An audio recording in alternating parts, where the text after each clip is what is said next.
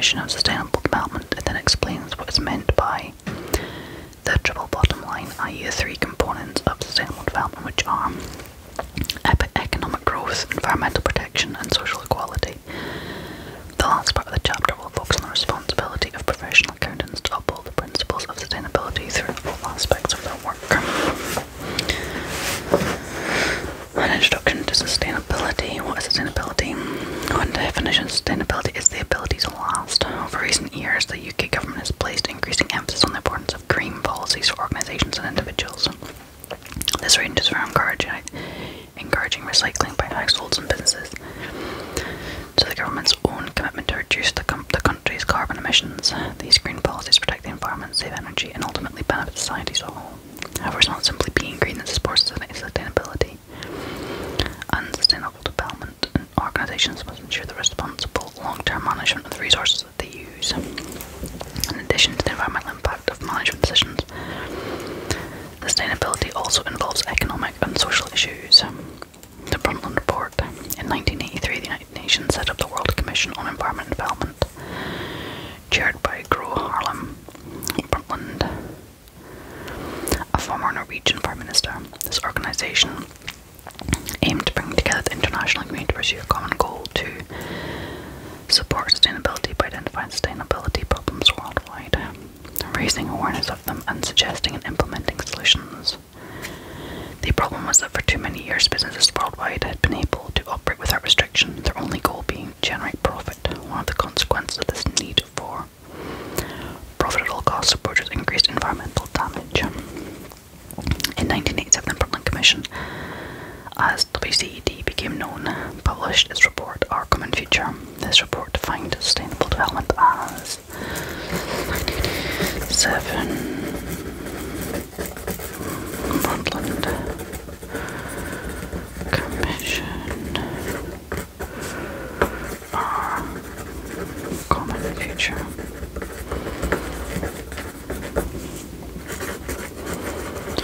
Defines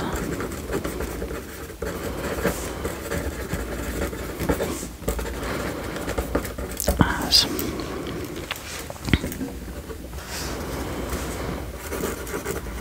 development that meets the needs of the present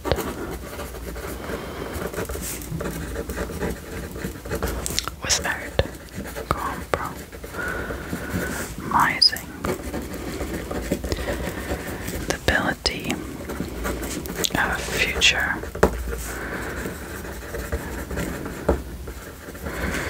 generations to meet their own needs. Therefore, they want to highlight three key components of sustainable development.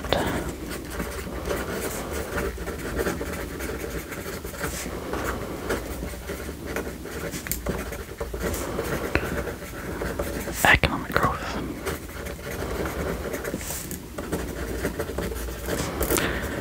environmental protection, and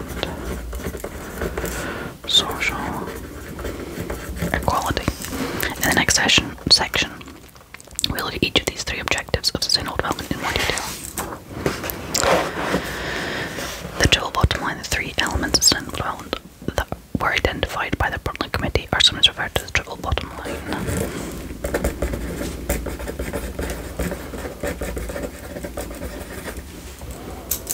Economic growth, environmental protection, and social equality may also be abbreviated to profit, planet, and people.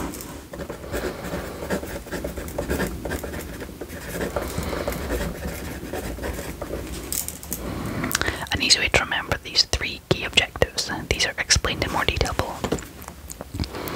Economic growth and sustainability. In order for sustainable development to happen, the resources to allow it must be available. Economic growth provides these resources. It relates to individual countries. The growth in the economy of a country should lead to an overall increase in the wealth of that country, which then benefits its population as a whole. And individual organisations, profit generated by organisations will increase the wealth of the owners and employees. One key principle to remember is that sustainable growth relies on three factors, not simply the generation of profit. Hence, should not be pursued at the expense of the two other factors in recent years.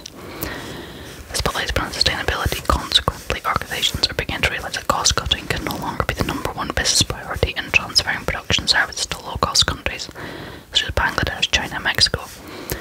Brings with it hidden social and environmental costs. These include cheap labour and poor working conditions and excessive use of hydrocarbons, for example coal power, which adversely affects the ozone layer. Environmental protection and sustainability.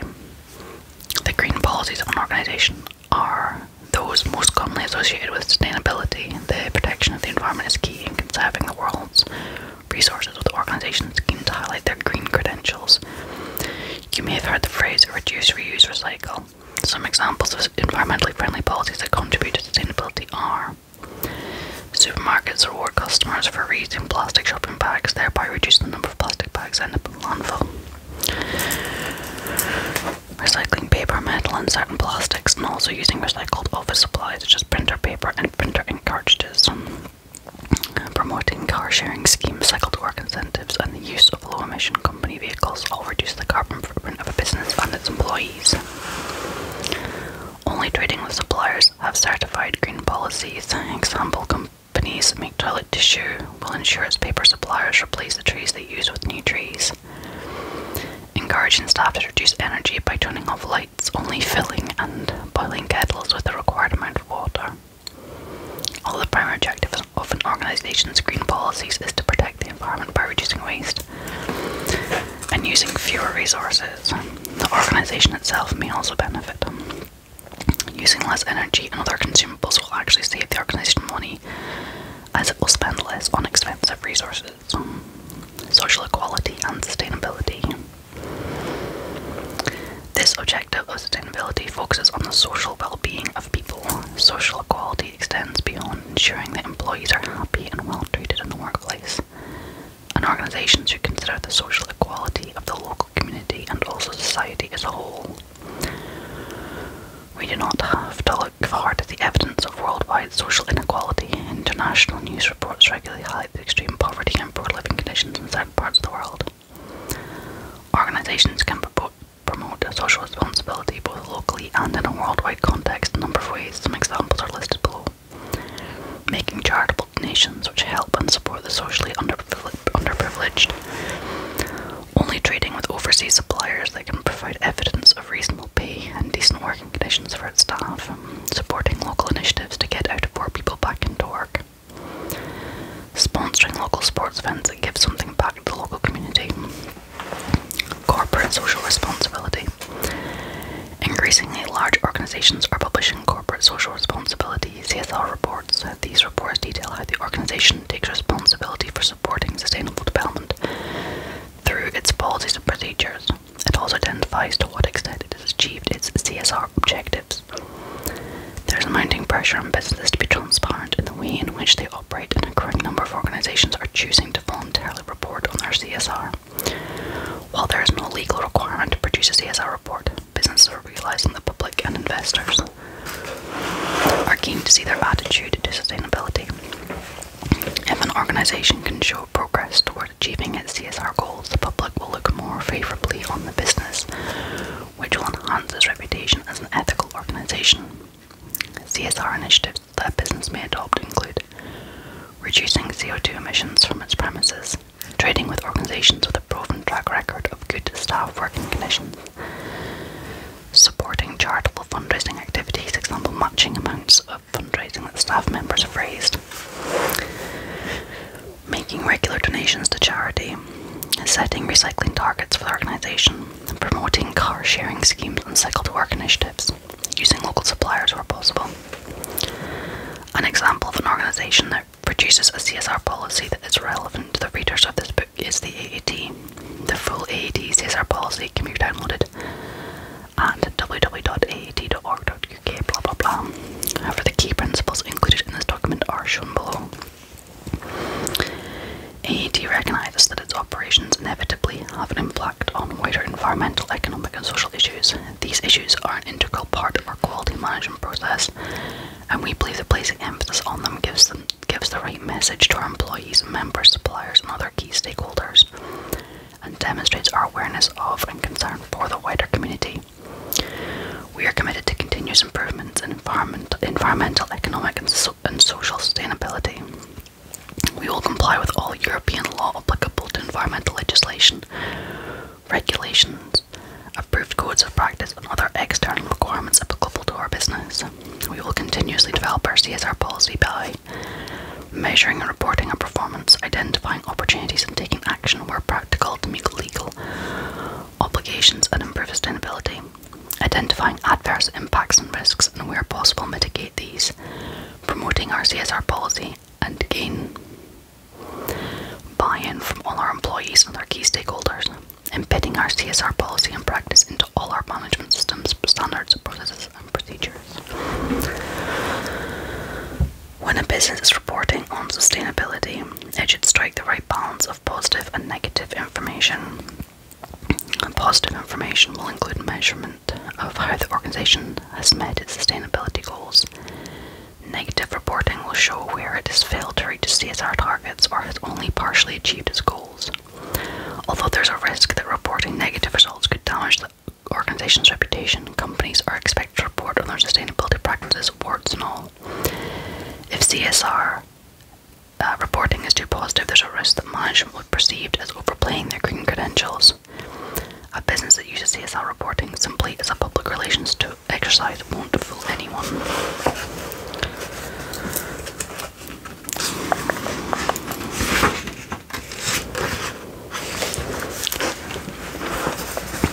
The responsibility of accountants to uphold sustainability. We have seen the importance of sustainability and sustainable development for the way in which organisations operate. We will now look at the responsibilities of finance professionals in upholding the principles of sustainability. Public interest duty. Professional accountants have public interest duty to protect society as a whole. Consequently, they must consider the economic, social and environmental aspects of their work in order to support sustainability and sustainable development. This should include ensuring the long-term responsible management of resources used by the organisation, contributing to running of the organisation in a sustainable manner, assessing and minimising the risks to the organisation and the society as a whole if of not acting sustainably.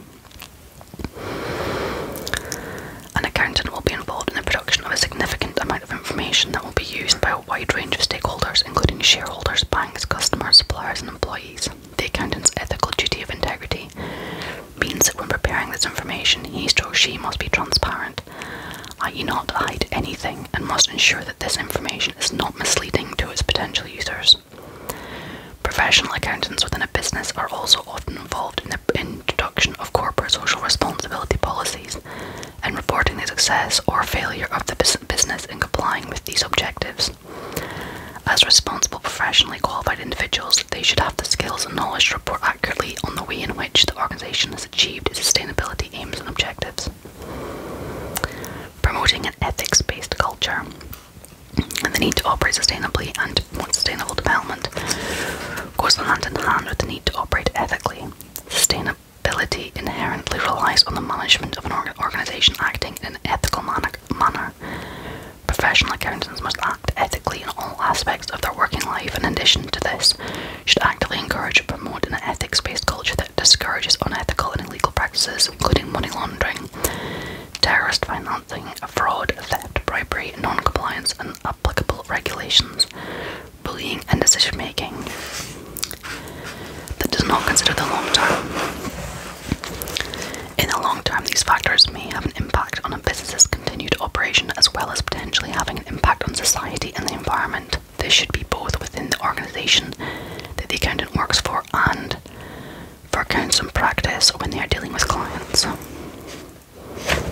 Promoting sustainability. Accountants should promote, champion the aim for organisations to ensure the sustainable development within the organisation that he or she works for. For an accountant in practice, he or she should encourage clients to support sustainable development. However, accountants must also remain objective, a fundamental ethical principle that we looked at in detail in Chapter 3. This means they should give equal consideration to all relevant issues before making a decision. This need for objectivity is still important when an accountant is promoting sustainability in the organisation. The accountant should not necessarily support sustainability initiatives simply because something fulfills CSR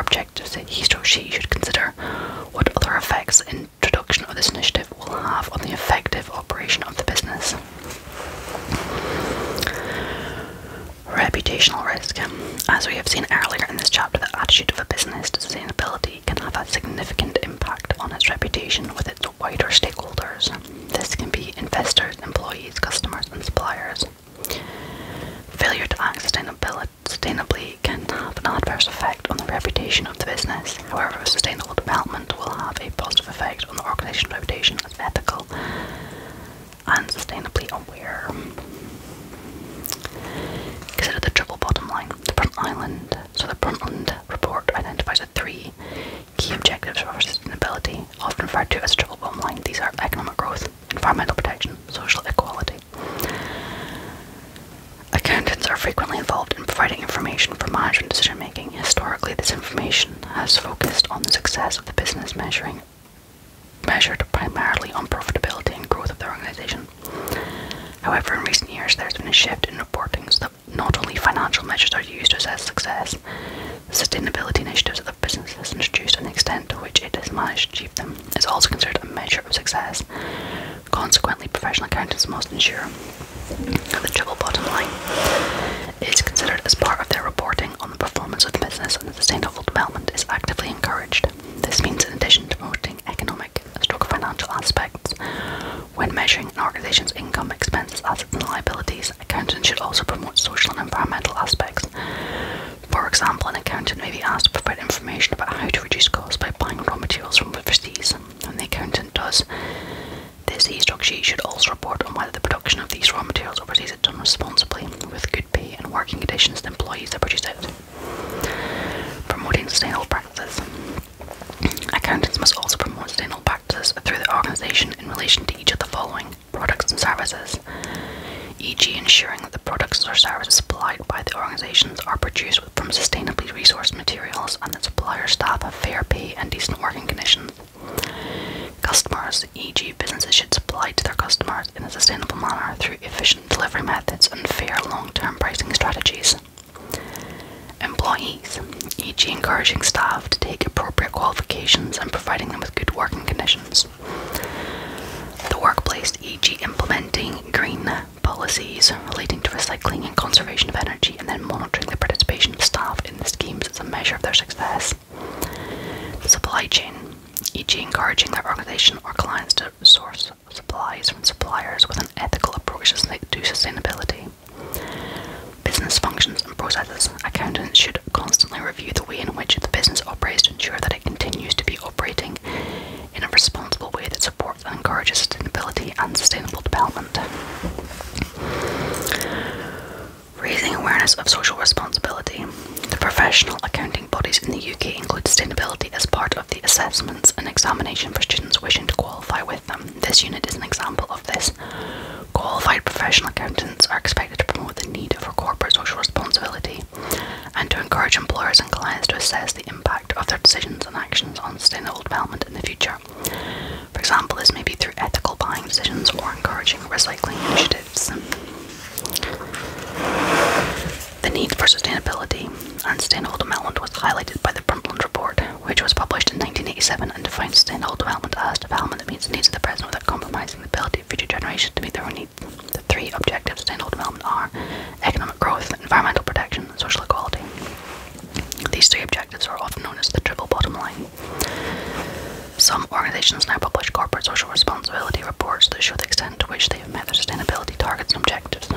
Professional accountants have responsibility for sustainability in the workplace. Accountants' public interest duties to protect society as a whole means that they must consider the economic, social and environmental aspects of their work to support sustainability. Accountants should promote an ethics-based culture. It is important for professional accountants to remain objective when championing sustainability. An organisation's attitude to sustainability will have a direct effect on the reputation of the organisation. Accountants must take into account the triple bottom line of social, environmental and ethical factors when measuring the performance of an organisation.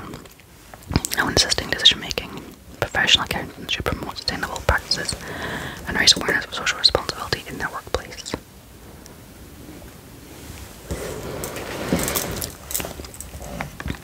Sustainable development. Brundtland report, triple bottom line, CSR, public interest, reputational risk. Alrighty.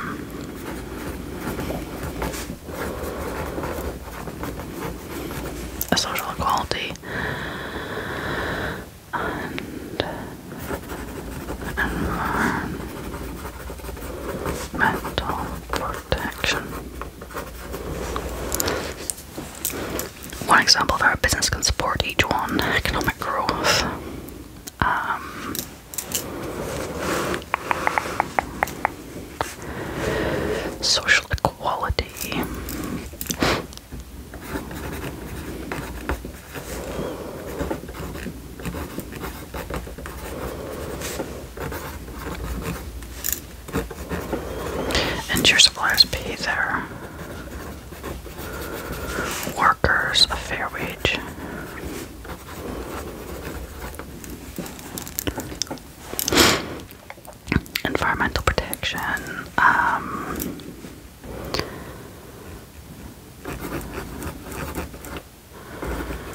urges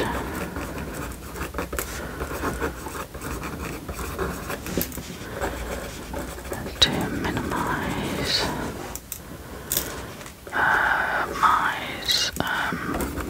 use of resources, economic growth. Business can support economic growth.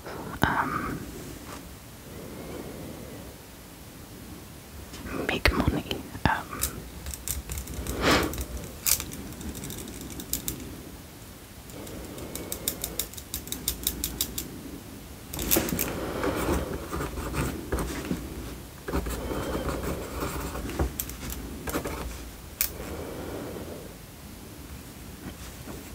Pay taxes, I'm not sure. State the definitions of held ones as set out in the Brooklyn Report.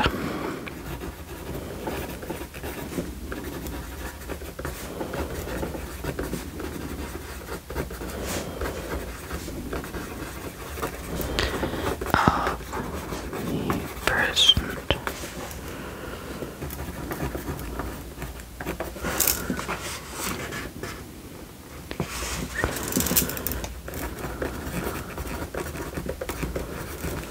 compromising ability of future generations to meet their needs.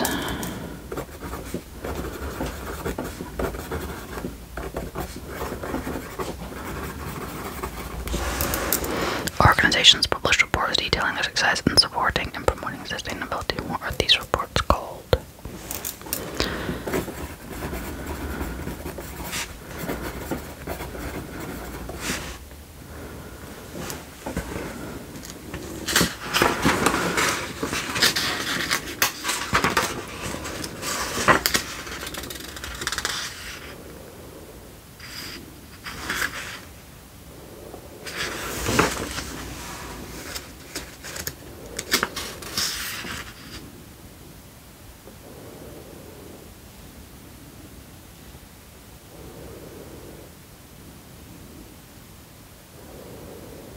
Corporate social responsibility.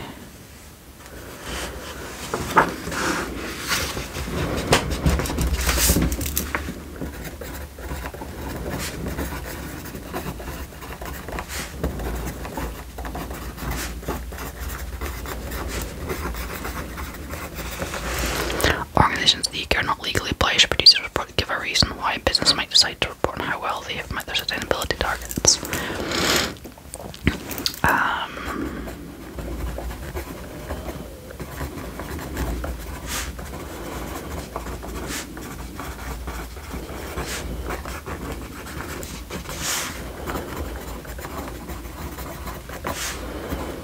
And stakeholders.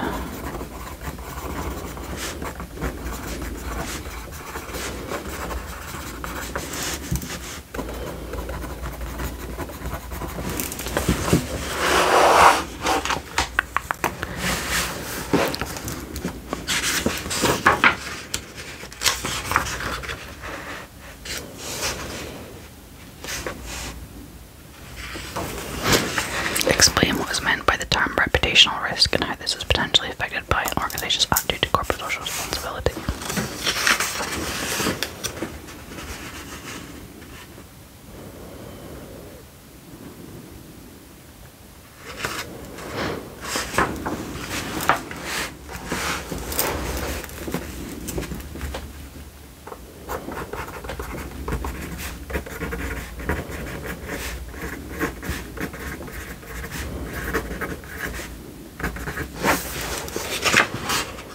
Risk of loss.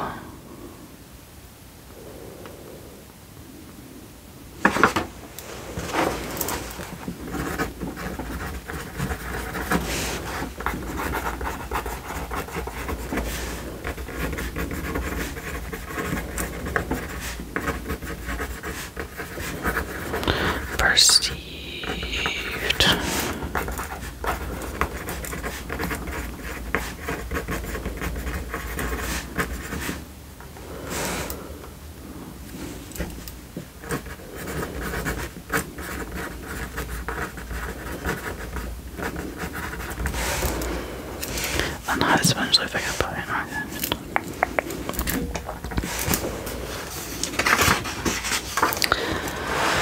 Mitchell is an accountant who works in the accounts department of Alicon Limited, a business that manufactures sportswear which they supply to high street retailers. He is asked by the management of Alicon to review 3 ways of reducing costs and assess whether they are appropriate. Alicon has a policy of taking a sustainable approach to businesses wherever possible. Look at the list of possible cost-cutting methods below, and for each one explain what sustainability issues the business may have to consider. Move the manufacturing to a factory in Bangladesh. We've got the carbon footprint.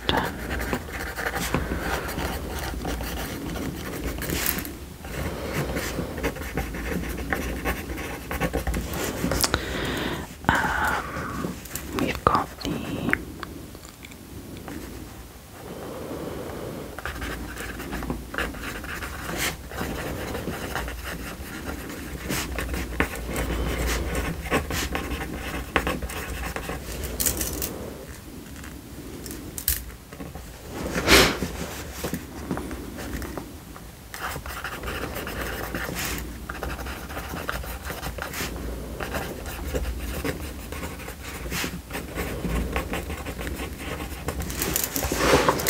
close 3 of the 4 sales offices to have 1 central office, which will result in a significant increase in business mileages for 3/4 of its sales force.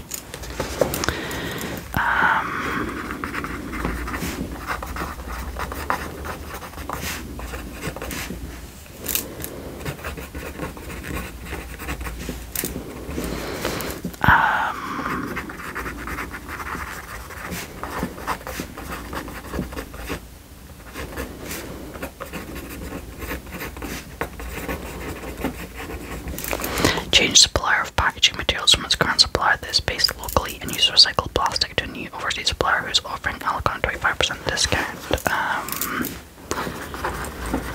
Carbon footprint again.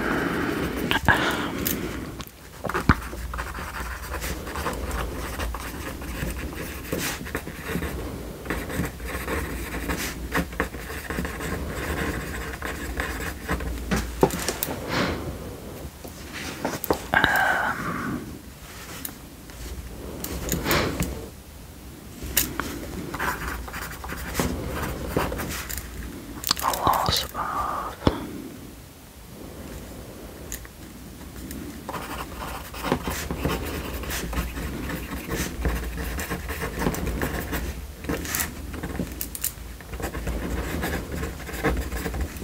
that's an impact from local supplier.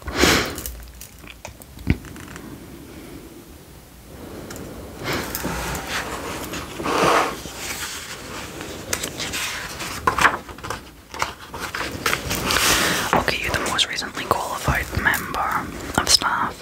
You're the most recently qualified member of staff at Delta & Co., a medium-sized firm of accountants in Blistertown, which has a total of 108 members of staff. Simon, the senior partner, has asked you to produce a document that explains to members of staff the key areas where they should encourage sustainability and sustainable development with their clients. And have at least 4 points to include in this document.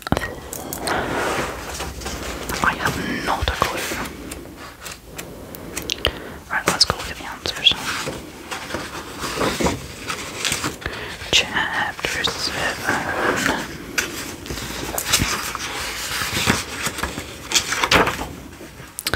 Economic growth. Examples.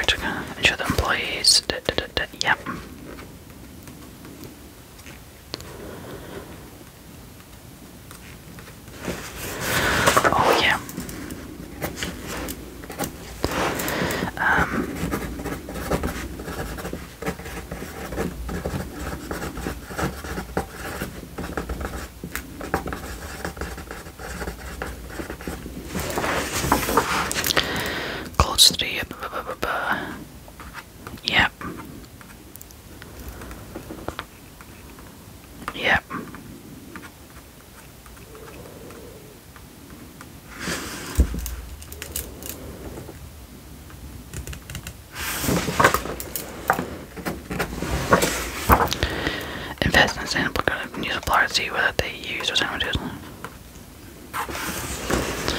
Yep. Effect on local permanent source of materials from overseas. Yes, I considered that one.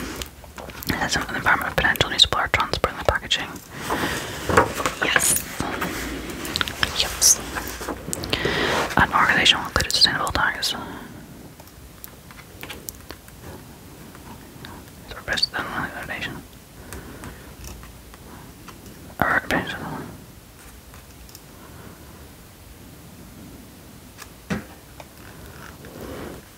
so risk of loss resulting from damage.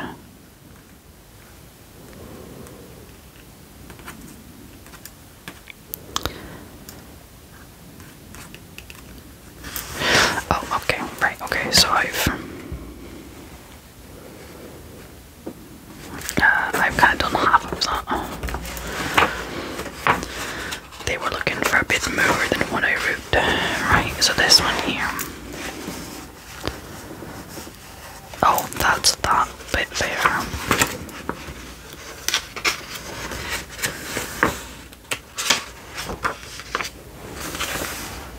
It's page 129.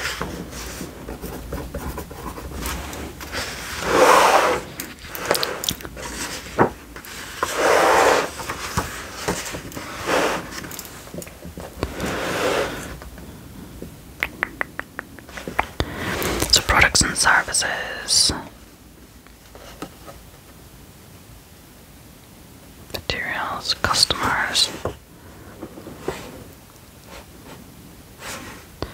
Help clients supply their customers in a sustainable manner. Employees encourage clients to provide good working conditions for staff. The workplace sets green policies that clients can introduce, including recycling, conservation of energy, supply chain, encourage clients to research sustainable conditions with suppliers. Explain to client management that they should constantly review the way in which they operate to ensure it continues to support and encourage sustainability.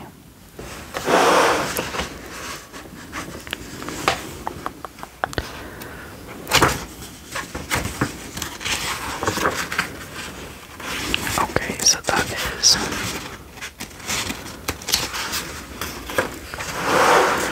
oh, I hate these modules. So